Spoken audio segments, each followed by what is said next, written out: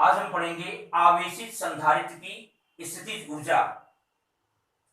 इसका मतलब होता है जब हम किसी संधारित्र को आवेशित करते हैं तो आवेशित करने में हमें कार्य करना पड़ता है और जितना कार्य करते हैं वही कार्य उस संधारित्र में स्थितिज ऊर्जा के रूप में संचित हो जाता है।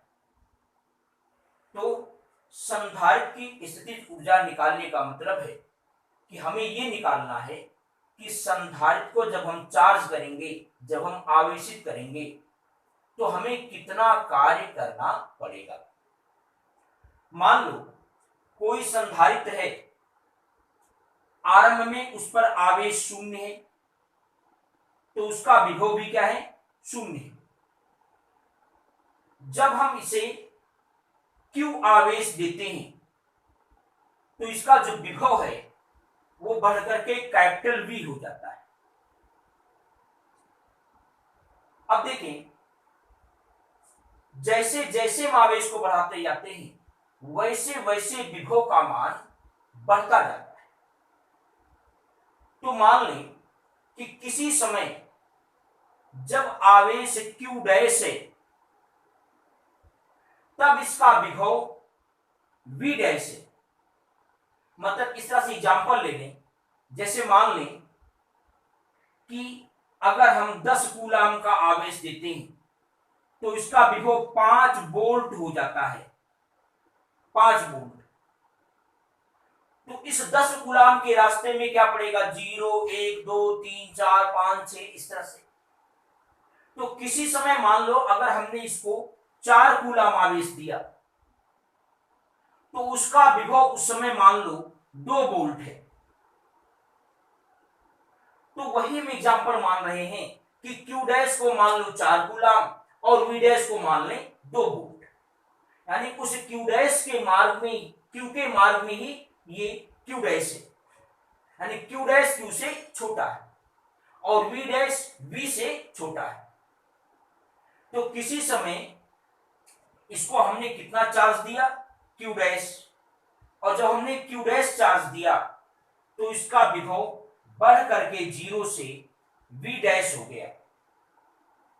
अगर इस संधारित्र की धारिता हम कैपिटल C मान लें तो हम जानते हैं कि Q डैश इक्वल टू क्या होगा, C इंटू V डैश, या V डैश बराबर क्या आएगा, Q डैश बाई C। अब देखें, V डैश बराबर Q डैश बाई C।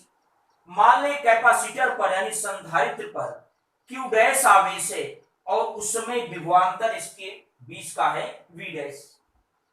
अब हम इसको अति सूक्ष्म आवेश, थोड़ा सा अति सूक्ष्म आवेश अगर हम dq दें तो अति सूक्ष्म आवेश dq देने पर मान लो जो हमें कार्य करना पड़ेगा वो dw है।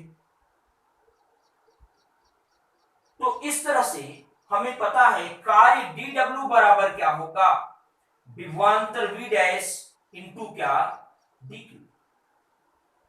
ला करके आप V डैश की वैल्यू रखें तो V डैश यानी Q dash by C into क्या, dq, dw बराबर इतना आया। तो अति सूक्ष्म आवेश dq देने पर जो कार्य करना पड़ा वो इतना है।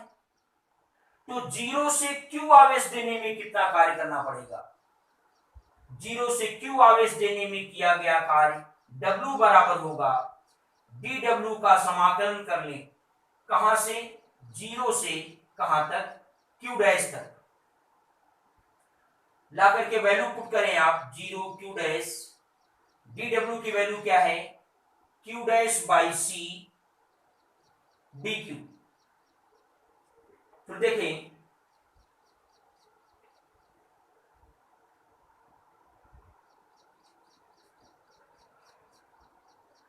C को हम बाहर कर दें, 1 by C Q dash into D Q. जब इसका हम इंटीग्रेशन करेंगे तो कितना आएगा, 1/c Q dash square by 2, limit यहां लगाएंगे 0 क्यू डैश। अब जब हम लिमिट को हटाना चाहेंगे तो क्या करेंगे, इसके स्थान पर पहले अपर लिमिट रखेंगे, माइनस का चिन्ह लगाएंगे, फिर क्या रखेंगे, lower limit. 1/c Q dash के स्थान पर पहले क्या रखेंगे,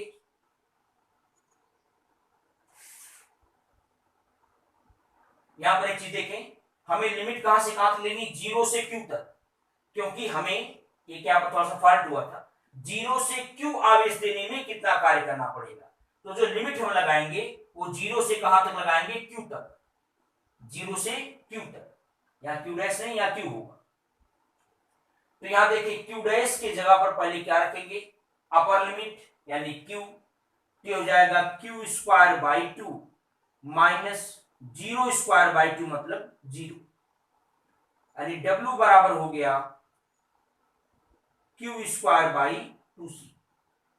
और यही जो W है, जो किया गया कार्य है, यही कार्य उसमें स्थितिज ऊर्जा के रूप में संचित हो जाता है।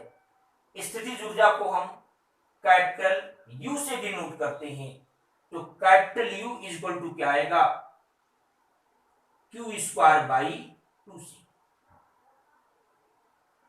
यहां से Q की और वैल्यू रख सकते हैं, Q बराबर होता है C इंटू वी। अगर हम Q के स्थान पर C इंटू वी रखें तो क्या आएगा, देखें, C square V square by 2c, यानी कितना जाएगा ये, हाफ CV स्क्वायर। U का एक फार्मूला ये भी हो गया। एक और फार्मूला बन सकता है, अगर हम C को हटाएं, हम जानते हैं कि C इक्वल टू क्या होता है, C इक्वल टू होता है Q by V। C equal to क्या होता है, Q बाई V। तो अगर हम यहां पर रखें तो U इक्वल टू क्या आएगा, हाफ C के स्थान पर क्या रखना है, Q by V, Q by V into V square, तो U बराबर क्या आएगा, हाफ क्यू वी। ये फार्मूला हो जाएगा। तो इस तरह से स्थितिज ऊर्जा का 3 फार्मूला आपने देखा। अब इसके बाद का हेडिंग आप नेक्स्ट वीडियो में देखेंगे।